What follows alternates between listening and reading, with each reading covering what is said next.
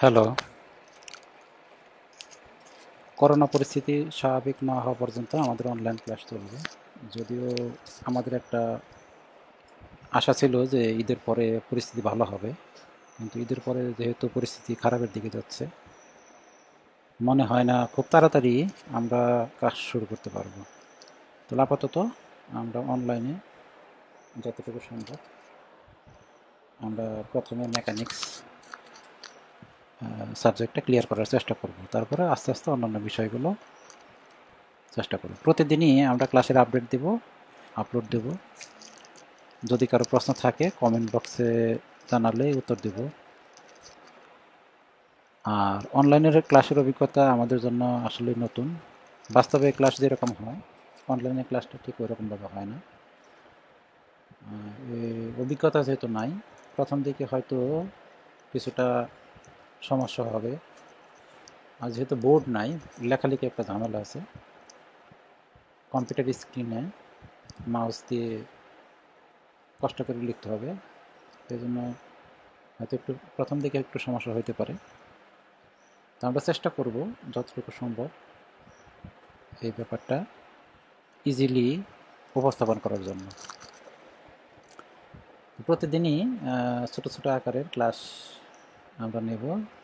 বড় আকারের ক্লাস নেওয়া সম্ভব না, কারণ বড় আকারের ভিডিওগুলো আপলোড দিতে অনেক সময় লাগবে। আশা করি সবাই নিয়মিত প্রতিদিনই ক্লাসগুলো দেখে বোঝার চেষ্টা করলে এবং কিছু না বুঝতে পারলে জিজ্ঞেস করলে, আমাদেরকে প্রশ্ন করলে আমরা বুঝিয়ে দেওয়ার চেষ্টা করব। আর ক্লাসের পাশাপাশি পরীক্ষা নেওয়ার চেষ্টা করব, কিন্তু পরীক্ষাটা ঠিক কীভাবে নিতে হবে এটা একটা প্রবলেম। দেখা যাক, আলোচনার মাধ্যমে আমরা ক্লাস করব। আজকে মেকানিক্সের ক্লাস, প্রথম ক্লাস শুরু। তো প্রথম ক্লাসে আমরা যা যা শেখার চেষ্টা করব একটু দেখে নিই। প্রথমে আমরা দেখব ত্রিভুজের সূত্র কি কি আছে, এই সূত্রগুলো নিয়ে আলোচনা করব। সমকোণী ত্রিভুজ, অসমকোণী ত্রিভুজ, ত্রিভুজের কিছু সূত্র আছে যেটা মেকানিক্স করতে গেলে আমাদের লাগবে, ওইটা আমরা সূত্রগুলো আগে দেখব। ত্রিকোণমিতিতে এই সূত্রগুলো আছে, আমরা এখানে আবার দেখব। তারপরে দেখব আমরা বল কিভাবে প্রকাশ করা যায়, তারপরে বল বিভাজন পদ্ধতি, বল সংযোজন পদ্ধতি বা লব্ধি। তারপর আমরা দেখব ত্রিভুজ অঙ্কন কীভাবে করে। ত্রিভুজ অঙ্কনটা খুবই গুরুত্বপূর্ণ আমাদের জন্য, কারণ আমরা আমাদের ভর্তি পরীক্ষায় যে অঙ্কগুলো আসে, ফোর্সের যে অঙ্কগুলো আছে, বলের যে অঙ্কগুলো আসে, এর মধ্যে অনেক অঙ্ক আছে যেগুলো যে অঙ্কগুলো এই ত্রিভুজ আকারে করলে অনেক সুবিধা পাওয়া যায়। এই জন্য আমরা ত্রিভুজ অঙ্কন করব। আস্তে আস্তে দেখবো আমরা ত্রিভুজ কীভাবে অঙ্কন করে। তারপর লব্ধি নির্ণয়ের যে দুইটা সূত্র আছে, একটা সূত্র আছে, ওই সূত্র নিয়ে আলোচনা করব ডিটেলস। তারপর আমরা কিছু অঙ্ক করব, এই লব্ধি বিষয়ক কিছু অঙ্ক করব। আর আমরা স্ক্রিনে যে পেজটা দেখতেছি, এই পেজটা আমরা পিডিএফ আকারে আপলোড দেব, সবাই ডাউনলোড দিয়ে এটা নিতে পারবে, সমস্যা নেই। তো শুরু করা যাক। প্রথমে ত্রিভুজের সূত্র। ত্রিভুজ মূলত আমরা দুই ধরনের ত্রিভুজ পাই, একটা হচ্ছে সমকোণী ত্রিভুজ, একটা হচ্ছে অসমকোণী ত্রিভুজ। আমাদের এখানে একটা ত্রিভুজ আছে, ত্রিভুজটা দেখো। ত্রিভুজের এই কোণটা, এই যে এই কোণটা দেখা যাচ্ছে, এই কোণটা হচ্ছে সমকোণ বা 90 ডিগ্রি। এর জন্য এটার নাম হচ্ছে সমকোণী ত্রিভুজ। সমকোণী ত্রিভুজের তিনটি বাহু আছে, তিনটি কোণ আছে। একটি কোণ 90 ডিগ্রি, এই কোণটা, এই যে এই কোণটা 90 ডিগ্রি। আরও দুইটা কোণ আছে, এই দুইটা হচ্ছে সূক্ষ্ম কোণ, 90 ডিগ্রির চাইতে কম। এটাও 90 ডিগ্রির চাইতে কম। এখন এই ত্রিভুজটাকে আমরা বলবো সমকোণী ত্রিভুজ, কারণ এর একটা কোণ 90 ডিগ্রি বা সমকোণ।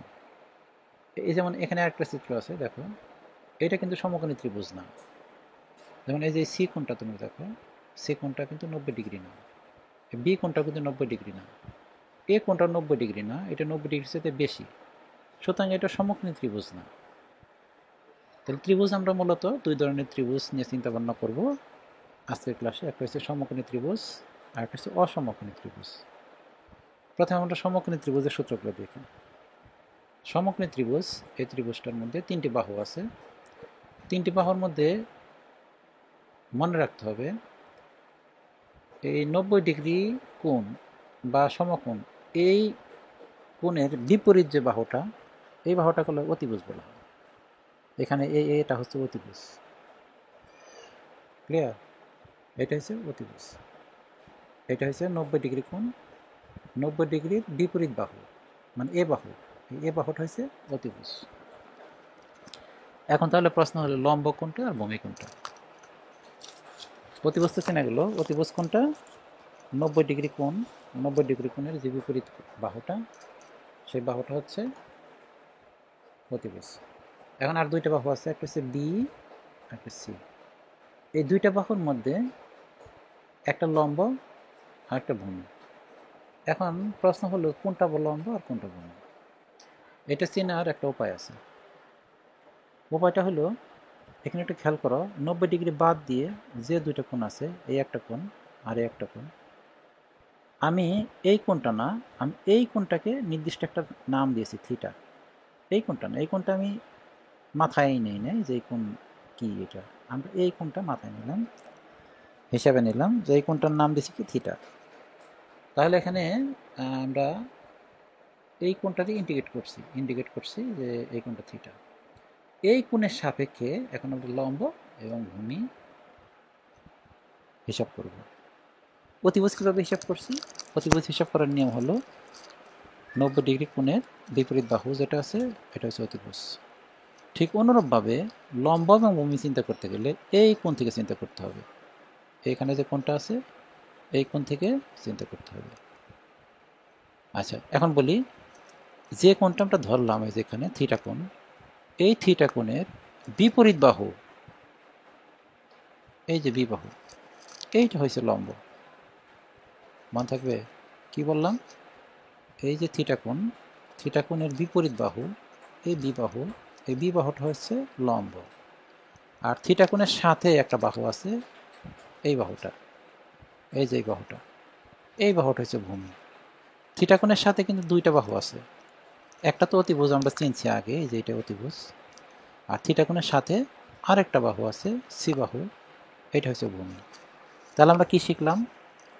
যে কোণ আমরা ইন্ডিকেট করলাম বা নির্দিষ্ট করলাম বা ধরলাম, ওই কোণের বিপরীত বাহু, এটা হচ্ছে কি লম্ব। এই কোণের সাথের বাহুটা ভূমি, আর এই 90 ডিগ্রি কোণের বিপরীত বাহুটি হচ্ছে কি অতিভুজ। এখন ধরো যদি আমরা এই কোণটাকে নির্দিষ্ট না করি, এই কোণটাকে নির্দিষ্ট করতাম, তাহলে কি হতো? তাই আমি একটা চিত্র এঁকে দেখাই। এই একটা ত্রিভুজ আঁকতেছি আমরা, ওই ত্রিভুজটা আঁকছি এখানে। এটা হচ্ছে এ বাহু, এটা বি বাহু, আর এটা সি বাহু। এইটার আমরা নির্দিষ্ট করছিলাম, তাই না, একটু আগে? কিন্তু আমি এখন এই কোণটাকে নির্দিষ্ট করব। মনে করি এইটা হচ্ছে থিটা, এই কোণটা হচ্ছে থিটা, এই যে এই কোণটাকে আমি থিটা ধরলাম। ওকে, এটা ছিল তোমার এ বাহু, এটা সি বাহু, আর এটা হচ্ছে বি বাহু। এখন কিন্তু অতিভুজ কিন্তু ঠিকই আছে, অতিভুজ কিন্তু সমস্যা নেই। এই 90 ডিগ্রি কোণ, এই কোণের বিপরীত বাহু, এটা হচ্ছে তোমার অতিভুজ। আমার কথা হচ্ছে কোনটা লম্ব আর কোনটা ভূমি। লম্ব ভূমি চিন্তা করতে হবে আমরা যে কোণটা নির্দিষ্ট করলাম ওই কোণের সাপেক্ষে। এখন আমরা নির্দিষ্ট করছি নিচের কোণটা না, এটা না, এটা না, আমরা করছি এইটা, এই যে বাইরে চিত্র রাখছি দেখো, এই কোণটা। তাহলে এখন এই কোণের সাপেক্ষে লম্ব এবং ভূমি চিন্তা করতে হবে। এই কোণের বিপরীত বাহু, এইটা, এই বাহুটা, এইটা হচ্ছে লম্ব। এখন কোণের বিপরীত বাহু লম্ব। এখানে ছিল কি এই কোণ, কোণের বিপরীত বাহু ছিল বি, এই বি বাহুটা লম্ব। এখানে কোন কোণটা? এইটা, এটার বিপরীত বাহু এইটা, তাহলে সি, এখানে সি লম্ব। আর কোণের সাথে যে বাহুটা, সেটা হচ্ছে ভূমি। তো লম্বভূমি নিয়ে আশা করি আর কোনো টেনশন হবে না। আমরা যে চিত্র আঁকছি, দুইটা চিত্র আঁকছি, একটা কোণ নির্দিষ্ট করছি এইটা, এটার সাপেক্ষে বি ভূমি, সি না সরি, এটার সাপেক্ষে বিপরীত বাহু বি লম্ব, আর সি ভূমি। কোণ যদি উপরেরটা ধরি, এটার সাপেক্ষে এইটা লম্ব, এটা ভূমি। আর অতিভুজ ঠিক আছে। ঠিক আছে, ক্লিয়ার? লম্বভূমি আমাদের চেনা হয়ে গেল। এখন এই ত্রিভুজের ক্ষেত্রে, এই সমতল ত্রিভুজের ক্ষেত্রে আমরা কিছু সূত্র জানি। এই সূত্রগুলো আমাদের মুখস্থ করতে হবে। প্রথম সূত্র, এই যে থিটা, এই থিটার সাইন, এখানকার থিটা না, একটু আগে যেটা এখানে যেটা চিত্র আঁকলাম ওইটা না, এই যে থিটা, এই থিটার সাইন বা সাইন থিটা, সাইন থিটা সমান সমান লম্ব বা অতিভুজ। সাইন থিটা মুখস্থ করতে হবে, sine theta is equal two লম্ব বা অতিভুজ। তাহলে আমরা যদি এখানে যে নোটেশন করছি এ বি সি দিয়ে ওইটা যদি বুঝি তাহলে ওইটা কম হবে। সাইন থিটার লম্ব বা অতিভুজ, লম্ব কোনটা এখানে? বি, বি, এই যে লম্ব বি, আর ভাগ অতিভুজ, অতিভুজ কত? এ। ঠিক আছে, লম্ব ভাগ অতিভুজ। এটার আমরা যদি কোনাকুনি গুণ করি, কোনাকুনি গুণ করলে এরকম হবে, দেখো, লম্ব ইজ ইকুয়াল টু, লম্ব ইজ ইকুয়াল টু অতিভুজ ইন্টু সাইন থিটা, লম্ব ইজ ইকুয়াল টু অতিভুজ ইন্টু সাইন থিটা। আমরা ঠিক এই লাইনটা মুখস্থ করব। আমরা মুখস্থ করার জন্য এটা না, আমরা সবাই এটাই জানি যে সাইন থিটা সমান লম্ব বা অতিভুজ, কিন্তু আমরা বিশেষ একটা কারণে এই লম্ব ইজ ইকুয়াল টু অতিভুজ ইন্টু সাইন থিটা এই সূত্রটা মুখস্থ রাখবো। ক্লিয়ার? দেখো, লম্ব ইজ ইকুয়াল টু অতিভুজ ইন্টু সাইন থিটা। আরেকটা সূত্র আছে 2 নম্বর সূত্র, cos theta is equal two ভূমি ভাগ অতিভুজ। cos theta is equal two ভূমি ভাগ অতিভুজ। আমরা যদি ABC দিয়ে এই ত্রিভুজ থেকে চিন্তা করি, এই ত্রিভুজের জন্য ভূমি কোনটা? কোণের সাথে যে বাহুটা, এটা ভূমি, আর অতিভুজ হচ্ছে এ। তাহলে কি হবে? তাহলে cos থিটা সমান ভূমি ভাগ অতিভুজ সি ভাগ এ। আমরা যদি এখন কোনাকুনি গুণ দিই, কোনাকুনি গুণ দিলে পাওয়া যাবে এই লাইনটা, ভূমি ইজ ইকুয়াল টু, এই যে ভূমি ইজ ইকুয়াল টু অতিভুজ ইন্টু cos থিটা। আমরা ঠিক এটা মুখস্থ রাখবো, ভূমি ইজ ইকুয়াল টু অতিভুজ ইন্টু cos থিটা। আচ্ছা, 3 নম্বর সূত্র হলো, 3 নম্বর, tan theta is equal two লম্ব ভাগ ভূমি। tan থিটা সমান লম্ব ভাগ ভূমি। এখানে লম্ব কত? কোণের বিপরীত বাহু বি, বি লম্ব, আর কোণের সাথে বাহুটা সি, এটা হচ্ছে ভূমি, তাহলে বি ভাগ সি।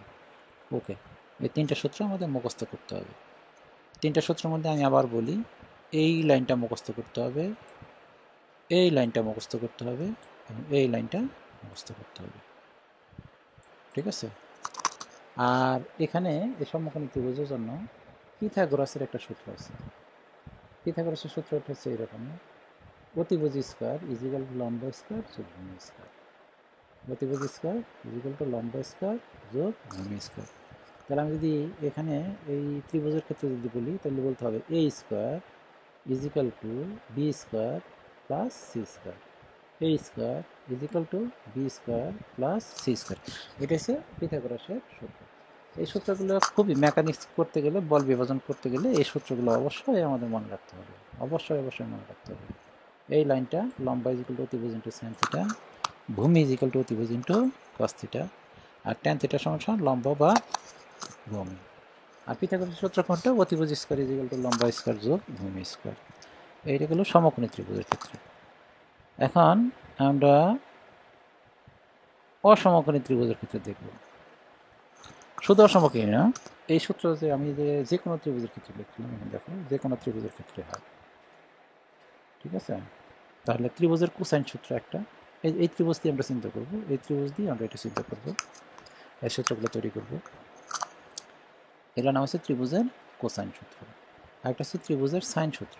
প্রথমে আমরা কোসাইন সূত্রটা দেখি। এখানে একটা ত্রিভুজ আঁকা আছে, আমি বলি, আবার বলতেছি, এই সূত্রগুলো কিন্তু এই ত্রিভুজে প্রয়োগ করা যাবে, এই ত্রিভুজে প্রয়োগ করা যাবে, কিন্তু এখানকার যে সূত্রগুলো আছে এই সূত্রগুলো কিন্তু এই ত্রিভুজে প্রয়োগ করা যাবে না। ক্লিয়ার? মানে উপরে আমরা সমকোণী ত্রিভুজের ক্ষেত্রে যে 4টা সূত্র, 1টা 2টা 3টা এবং 4টা পিথাগোরাসের সূত্র সহ যে 4টা সূত্র মুখস্থ করলাম, এই সূত্রগুলা এই ত্রিভুজে প্রয়োগ করা যাবে না, কারণ এই সূত্রগুলো শুধুমাত্র সমকোণী ত্রিভুজের জন্য। কিন্তু নিচে যে সূত্রগুলো দেখতেছি আমরা, এটা কিন্তু যে কোনো ত্রিভুজের জন্য, যে কোনো ত্রিভুজে এই সূত্র, ত্রিভুজের কোসাইন সূত্র 3টা, 1টা 2টা 3টা, আর ত্রিভুজের সাইন সূত্র 1টা, এই সূত্রগুলো প্রয়োগ করা যাবে। ক্লিয়ার? আচ্ছা, এখন তাহলে আমরা এই ত্রিভুজ থেকে এই সূত্রগুলো বোঝার চেষ্টা করব। যারা ত্রিকোণমিতি সাবজেক্টটা ক্লিয়ার আছে তাদের জন্য হয়তো কোনো সমস্যা না, কিন্তু যারা নতুন এখনও ত্রিকোণমিতি ক্লাস শুরু হয় নাই তাদের জন্য একটু দেখাই দিই। এখানে দেখো পাশে যে ত্রিভুজটা দেখতেছো, এই ত্রিভুজের ক্ষেত্রে 3টা বাহু আছে আর 3টা কোণ আছে। একটা বাহু এ বাহু, এই যে এটা, আর একটা বি বাহু এটা, আর একটা হচ্ছে সি বাহু এটা, আর 3টা কোণ আছে। এই কোণটা হচ্ছে এ কোণ, আমরা ক্যাপিটাল লেটার দিয়ে লিখছি, এটা এ কোণ। এই কোণটা হচ্ছে বি কোণ, আর এই কোণটা হচ্ছে সি কোণ। এই কোণটা হচ্ছে সি কোণ। আচ্ছা, কি করলাম আমরা? এখানে একটা ত্রিভুজ আছে, ত্রিভুজের 3টা বাহু আছে, 3টা কোণ আছে। আমরা বাহুগুলি যেগুলো আছে ওগুলো স্মল লেটারে আর কোণগুলোরে ক্যাপিটাল লেটারে প্রকাশ করছি। এখন দেখো, এ কোণের বিপরীত বাহু, এই এ কোণের বিপরীত বাহু এই বাহুটা স্মল এ দিয়ে প্রকাশ করছি। এ কোণের বিপরীত বাহুটা এই স্মল এটা, এই বাহুটা। বি কোণের বিপরীত বাহু এইটা বাহুটা, আমরা যেটা স্মল বি দ্বারা প্রকাশ করছি। আর সি কোণের বিপরীত বাহু, এই সি কোণের বিপরীত বাহু এই স্মল সি, এই বাহুটা। বুঝতে পারছো? বিপরীত বাহুগুলো চিনতে হবে, কোণের বিপরীত বাহু। আমি আবার বলতেছি, এই এ কোণের বিপরীত বাহু এইটা, এ বাহু। বি কোণের বিপরীত বাহু এইটা, আর এই সি কোণের বিপরীত বাহু হচ্ছে এইটা। ঠিক আছে? এখন আমরা এখানে কজের সূত্র লিখব। এই এ কোণের একটা কজের সূত্র লিখব। লিখছি কি দেখো, কজ ইন্টু এ কোণ ইজ ইকুয়াল টু, আচ্ছা, এ কোণের বিপরীত বাহু কোনটা? এইটা। লেখার নিয়মটা হলো, যে কোণের সূত্র লিখতেছি, এই যে এই কোণের সূত্র লিখতেছি, এর পাশাপাশি দুটো বাহু আছে দেখো, একটা হচ্ছে বি বাহু, একটা হচ্ছে সি বাহু। আর এটা কিন্তু পাশাপাশি না, বিপরীত বাহু। এ কোণের পাশাপাশি বাহু হচ্ছে বি এবং সি, আর বিপরীত বাহু কোনটা? এ। সূত্র লেখার নিয়ম হলো, পাশাপাশি দুই বাহুর স্কোয়ার যোগ করে, এই যে দেখো, পাশাপাশি বি সি যোগ করে, স্কোয়ার করে যোগ করতে হবে, B square plus C square. দেখো, এটাকে স্কোয়ার প্লাস এটাকে স্কোয়ার, মাইনাস করতে হবে এই বিপরীত বাহু স্কোয়ার। এই যে পাশাপাশি দুই বাহু স্কোয়ার, মানে এই এ কোণের পাশাপাশি দুই বাহু, এক বাহু হচ্ছে এইটা আর এক বাহু হচ্ছে এইটা।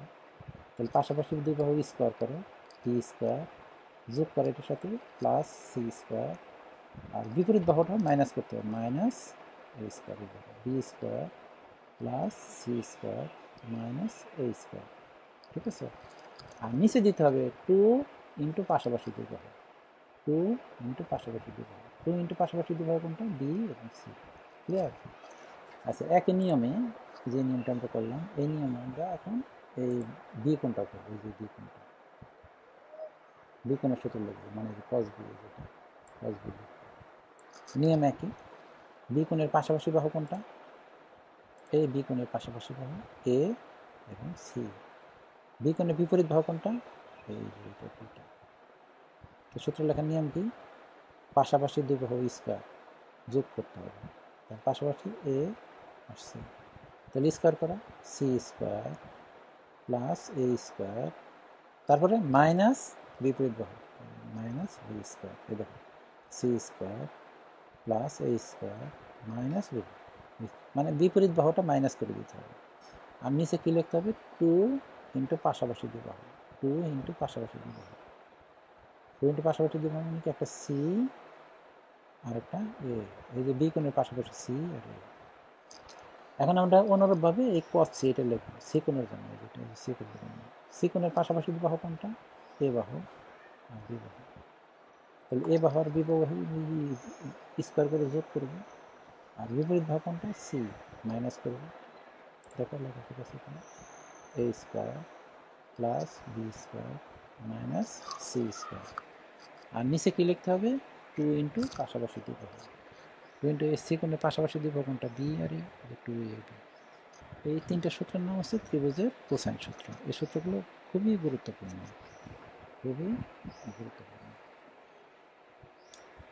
আচ্ছা, এখন আসলে ত্রিভুজের সাইন সূত্র। এটা আমরা এই ত্রিভুজ থেকে লিখব। যে ত্রিভুজটা আমরা অঙ্কন করছি এই ত্রিভুজ থেকে এটা লেখার নিয়ম হলো বাহু, এই যে কোনো একটা বাহু, এই এ বাহু নিলাম, বাহু কটা? একটা, এ বাহু, বি বাহু, সি বাহু। এটা লিখতে হবে বাহু দিয়ে। তাহলে এ বাহু ভাগ, এই দেখো এ বাহু ভাগ এ বাহুর কোনটা? এ কোণ। এ বাহুর কোণ এই কোণটা। বাহু হয়েছে এ, এই কোণ হয়েছে এটা, বিপরীত কোণ যেটা।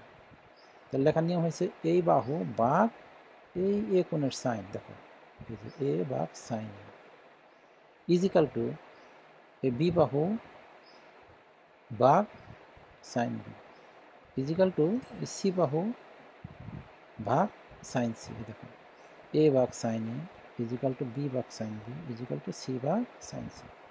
তার মানে বাহু ভাগ বিপরীত কোণের সাইন ইজিক্যাল টু বাহু ভাগ বিপরীত কোণের সাইন ইজিক্যাল টু বাহু ভাগ বিপরীত কোণের সাইন। এ বাহু ভাগ বিপরীত কোণের সাইন সাইন এ, বি বাহু ভাগ বিপরীত কোণের সাইন সাইন বি, সি বাহু ভাগ বিপরীত কোণের সাইন সাইন সি।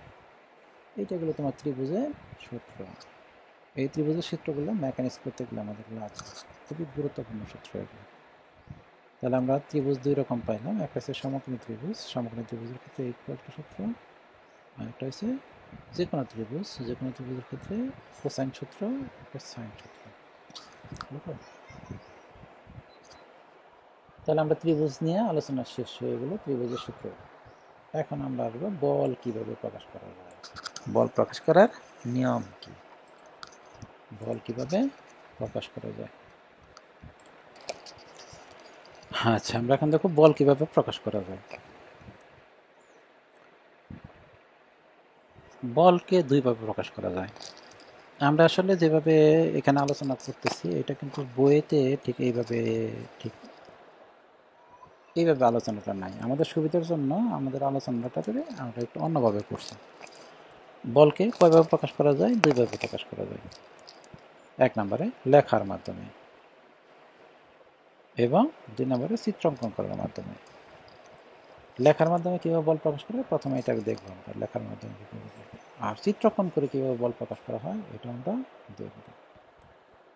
তো কি লেখার মাধ্যমে কীভাবে বল প্রকাশ করে একটু দেখো। পাশে দেখো আমি 4টা বল লিখছি, 10 নিউটন, 10 নিউটন, 10 নিউটন, 10 নিউটন। এখানে কিন্তু আসলে 4টা বল আছে। তো সবার কাছে প্রশ্ন আসতে পারে যে 4টা বল কোথায়? একই বল 4বার লিখছি আমি, 10 নিউটন, এটাও 10 নিউটন বল, এটাও 10 নিউটন বল, এটাও 10 নিউটন বল, এখানেও এটাও 10 নিউটন বল।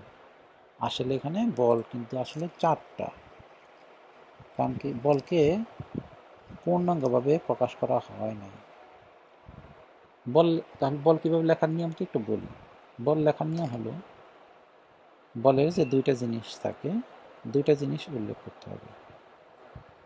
বলের দুইটা জিনিস থাকে, একটা হচ্ছে মান আর একটা দিক। বল একটা ভেক্টর রাশি, এর দুইটা জিনিস থাকে, একটা মান আর একটা দিক। আর কিছু কিছু জিনিস আছে যেগুলোর কোনো মান আছে দিক নাই, তাকে বলা হয় স্কেলার রাশি। বল একটা ভেক্টর রাশি, বলের দুইটা জিনিস থাকে, একটা মান আর একটা কি দিক। আমরা প্রথমে যে 10 নিউটন লিখছি, যেটা 10 নিউটন ভোল্টটা লিখছি, এটা শুধু মান লিখছি 10 নিউটন। 10 ডাইন হইতে পারতো, নিউটন হইতে পারতো, পাউন্ডাল হইতে পারতো, আমি 10 নিউটন লিখছি। কিন্তু এটার সাথে আমি দিক উল্লেখ করি নাই, তার মানে এটা পূর্ণাঙ্গ হয় না। তাহলে শুধু 10 নিউটন বললে হবে না, এটার সাথে কি উল্লেখ করতে হবে? দিক উল্লেখ করতে হবে। তাহলে আমি দিক, বল লেখার নিয়ম হলো বলের মান লিখতে হবে, সাথে সাথে এটার দিক উল্লেখ করতে হবে। দিক উল্লেখ করার নিয়ম হলো আমরা দেখায় দিতে হবে যে এই বলটা কোন দিকে ক্রিয়া করতেছে। দেখানোর জন্য দিক নির্দেশক অ্যারো চিহ্ন দিতে হবে, তীর চিহ্ন দিতে হবে, দিক নির্দেশক অ্যারো চিহ্ন দিতে হবে। তাহলে দেখো আমি এটার মধ্যে অ্যারো চিহ্ন দিই একটা, এই যে আমি একটা অ্যারো চিহ্ন, ছোট্ট করে একটা অ্যারো চিহ্ন দিতে হবে, বড় না, ছোট করে একটা অ্যারো চিহ্ন দিতে হবে। এখন এই জিনিসটা পূর্ণাঙ্গ হয়ে গেল। তাহলে 10 নিউটন বল কোন দিকে? সোজা ডান দিকে। এটা 10 নিউটন বল সোজা ডান দিকে। এটার দিকটা আমি উল্লেখ করি, এটার দিকটা উল্লেখ করলাম, এটাও 10 নিউটন বল, কিন্তু দিকটা কোন দিকে? সোজা বাম দিকে। এখানে দেখো একটা 10 নিউটন বল আছে, এটার দিকটা আমি উল্লেখ করে দিই, এটা সোজা উপরের দিকে। এখানে দেখো আরেকটা 10 নিউটন আছে, এটার দিক আমি উল্লেখ করে দিলাম, এটা সোজা নিচের দিকে। তাহলে 4টা বল আর একরকম নাই, কিন্তু মান একই। 4টা বলের আমরা বলতে পারি 4টা বলের মান একই, কিন্তু দিক ভিন্ন থাকার কারণে 4টা বল একই বল না। প্রথম বলটা, এই বলটা 10 নিউটন, দিক ডান দিকে। দ্বিতীয় বলটা 10 নিউটন, দিক বাম দিকে। তৃতীয় বল 10 নিউটন, এটা সোজা উপরের দিকে। আর এটা হচ্ছে সোজা নিচের দিকে। তার মানে আমি যদি অ্যাঙ্গেল হিসাব করি, অ্যাঙ্গেলটা আমি দেখাই তোমাদের। একটা কোয়াড্রেন্ট যদি চিন্তা করি, কোয়াড্রেন্ট যদি চিন্তা করি, এটা সোজা এই দিকটা হচ্ছে 0 ডিগ্রি, ঠিক আছে? এই দিকটা হচ্ছে 180 ডিগ্রি, এই দিকটা হচ্ছে 90 ডিগ্রি, আর এই দিকটা হচ্ছে 270 ডিগ্রি, তাই না? কোয়াড্রেন্টে। তার মানে এইটা 0 ডিগ্রি, তার মানে 10 নিউটন বলটা 0 ডিগ্রি কোণে আছে। কিন্তু আমরা 0 ডিগ্রি বলবো না, আমরা বলবো সোজা ডান দিকে আছে। আমরা 0 ডিগ্রি না বলে বলবো কি সোজা ডান দিকে আছে। তাহলে এই 10 নিউটন কত ডিগ্রি কোণে আছে? 90, 90, 180, এটা 180 ডিগ্রি কোণে আছে। এই 10 নিউটন কত ডিগ্রি কোণে আছে? সোজা উপর দিকে, তার মানে 90 ডিগ্রি কোণে আছে। এই 10 নিউটনটা সোজা নিচের দিকে, তার মানে এইটা। তাহলে 90, এটা 90, এটা 90, এটা 90, এটা কত? 270 ডিগ্রি। তার মানে আমরা যদি অ্যাঙ্গেল হিসাব করে বলি, তাহলে 10 নিউটন বল 0 ডিগ্রি কোণে, 10 নিউটন বল কত ডিগ্রি কোণে? 180 ডিগ্রি কোণে। এখানে 10 নিউটন বল 90 ডিগ্রি কোণে, 10 নিউটন বল কত ডিগ্রি কোণে? 270 ডিগ্রি কোণে।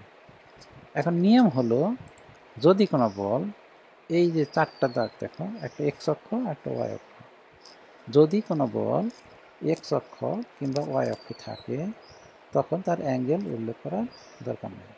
অ্যারোসিনের সাথে অ্যাঙ্গেল আর দেখানোর দরকার নেই। এই যেখানে অ্যারোসিনের শুধু দেখাই দিচ্ছি, এখানে 0 ডিগ্রি এটা দেখানোর দরকার নেই। এখানে অ্যারোসিনা দেখাই দিচ্ছি, এটার সাথে অ্যাঙ্গেল 180 ডিগ্রি দেখানোর দরকার নেই। এটা সোজা উপর দিকে, তাহলে 90 ডিগ্রি কোণ আছে, দেখানোর দরকার নেই। এটা 270 ডিগ্রি দেখানোর দরকার নেই। তার মানে কি বললাম? আবার বলতেছি, যদি কোনো বল এক্স অক্ষে কিংবা ওয়াই অক্ষে থাকে, তার মানে এই বলটা কোন অক্ষে আছে? এক্স অক্ষ বরাবর। এটা কোন অক্ষে আছে? এক্স অক্ষ বরাবর, এইদিকে। এটা কোন অক্ষ? ওয়াই অক্ষ বরাবর, উপরের দিকে। এটা এটা ওয়াই অক্ষ বরাবর, নিচের দিকে। তাহলে যদি কোনো বল এক্স অক্ষে কিংবা ওয়াই অক্ষে থাকে, তখন তাকে প্রকাশ করার জন্য অ্যাঙ্গেল দেখানোর দরকার নাই, শুধুমাত্র অ্যারো চিহ্ন দিয়ে দিলেই হবে। কিন্তু যদি কোনো বল এই অবস্থায় থাকে, ধরো এই অবস্থায় আছে, এই অবস্থায় আছে, এই অবস্থায় আছে, এটাও 10 নিউটন ধরলাম, আমি একটু বড় করে রাখছি, এটাও 10 নিউটন,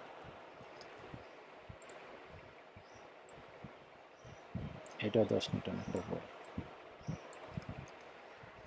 ঠিক আছে, দেখো তো এটা কোন কোন অবস্থানে আছে? এটা আছে এই অবস্থানে, এই প্রথম চতুর্ভাগে। ঠিক আছে, এটা প্রথম চতুর্ভাগে আছে।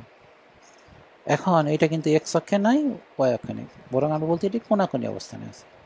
ঠিক আছে, আমি আরেকটা আঁকি, দেখো দাঁড়াও, আরেকটা আঁকতেছি, আরেকটা 10 নিউটন বল আঁকি। এই আরেকটা 10 নিউটন আঁকতেছি,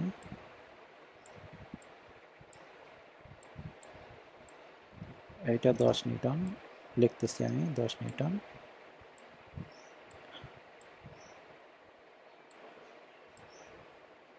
এখানে অ্যারোসিনটা একটু আমরা বড় করে রাখছি। এখন দেখো, এই যে বলটা দেখতেছো, এই বলটাও কিন্তু প্রথম কোয়াড্রেন্টে আছে, এই বলটাও কিন্তু প্রথম কোয়াড্রেন্টে আছে। কিন্তু দুইটা বলের মধ্যে আমার মনে হয় চোখের দেখা যারা দেখা যাচ্ছে, এই 10 নিউটন বলটা প্রথম কোয়াড্রেন্টে একটু বেশি অ্যাঙ্গেল আছে, এই অ্যাঙ্গেলটা একটু বেশি আছে, কিন্তু এই 10 নিউটন বলটা প্রথম এই ভাগেই আছে, এই যে এই ভাগটাই আছে, কিন্তু এটা কম অ্যাঙ্গেল আছে। তার মানে এই দুইটা বল অবশ্যই চোখের দেখায় আমরা বুঝতেছি এই দুটো বল এক বল না, একটা বল বেশি অ্যাঙ্গেলে আছে, একটা বল কম অ্যাঙ্গেলে আছে। এই পরিস্থিতিতে এখানে এই অ্যাঙ্গেলটা প্রকাশ করতে হবে, এই ক্ষেত্রে হবে না। আমরা যেটা বললাম এই যে এই ক্ষেত্রে এই বলগুলোর ক্ষেত্রে কোনো অ্যাঙ্গেল প্রকাশ করার দরকার নাই, কিন্তু এই বল আর এই বলের জন্য অ্যাঙ্গেল প্রকাশ করতে হবে। তাহলে আমরা একটু অনুমান করে লেখার চেষ্টা করি। এই বলটা যদি 30 ডিগ্রি অ্যাঙ্গেলে হয়, ধরলাম আর কি 30 ডিগ্রি অ্যাঙ্গেলে হয়, এটা 30 ডিগ্রি অ্যাঙ্গেলে, এটা নিশ্চয় 30 ডিগ্রি হবে না, এটা কম হবে, ধরলাম এটা 10 ডিগ্রি অ্যাঙ্গেল কিংবা 15 ডিগ্রি অ্যাঙ্গেল, এটা হচ্ছে 15 ডিগ্রি অ্যাঙ্গেল। তাহলে কখন বল লেখার নিয়মগুলো আমি আবার একটু ডিটেলস বলি। বল লেখার নিয়ম হচ্ছে বলের দুইটা জিনিস উল্লেখ করতে হবে, একটা হচ্ছে বলের মান আর একটা বলের দিক। ওকে, একটা বলের মান আর একটা বলের দিক। তাহলে আমরা প্রথম ক্ষেত্রে এই বক্সের ভিতরে 4টা বল আছে, 4টা বলের ক্ষেত্রে আমরা বলের মান প্রথমে 10 নিউটন, 10 নিউটনের সাথে একটা অ্যারো দিয়ে দিয়েছি, কোনো অ্যাঙ্গেল দেখানোর দরকার নাই। এই 10 নিউটন এখানে অ্যারো দিয়েছি সোজা বাম দিকে, এখানেও অ্যাঙ্গেল দেখানোর দরকার নাই। এই 10 নিউটন সোজা উপরের দিকে আছে, এখানেও অ্যাঙ্গেল দেখানোর দরকার নাই। এই 10 নিউটন সোজা নিচের দিকে আছে, এখানে অ্যাঙ্গেল দেখানোর দরকার নাই। কিন্তু যখনই কোনো বল কোনাকুনি থাকবে, কোনাকুনি অবস্থানে থাকবে, তখনই শুধুমাত্র অ্যাঙ্গেল দেখানো দরকার আছে। তাহলে এই 10 নিউটন আছে 30 ডিগ্রি কোণে, এই 10 নিউটন আছে 15 ডিগ্রি কোণে। ওকে, আমার মনে হয় ক্লিয়ার হয়ে গেছে।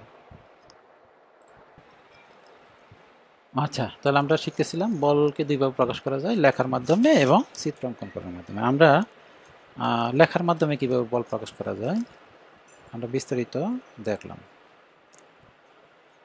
এখন চিত্র অঙ্কন করে কিভাবে বল প্রকাশ করা হয় এটা আমরা দেখব।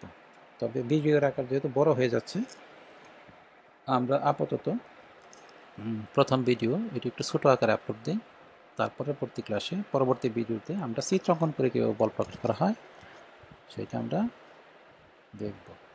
আপাতত আমরা আজকে এই প্রথম ভিডিওর ক্লাসটা এখনই শেষ করছি। আগামী ভিডিওতে পার্ট 2-তে মেকানিক্স ক্লাস 2-তে আমরা চিত্রাঙ্কন করে কীভাবে বল প্রকাশ করা যায় সেটা আমরা দেখব। চিত্রাঙ্কন করে কীভাবে বল প্রকাশ করে এটা দেখব, তারপর আমরা বল বিভাজনে দেখব। এখন আমরা দেখি যে আসলে ভিডিওর সাইজ কত হয়, আপলোড হতে কত সময় লাগে, আমাদের ক্লাসগুলো ঠিক কতটুকু দৈর্ঘ্যের হবে, এটা আমরা পরবর্তীতে ডিসিশন নেব। আজকে আপাতত এই পর্যন্তই আমরা শেষ করছি। আগামী ক্লাসে আমরা বল কীভাবে চিত্রাঙ্কন করে ওইটা আমরা দেখব। আজকে খোদা হাফেজ।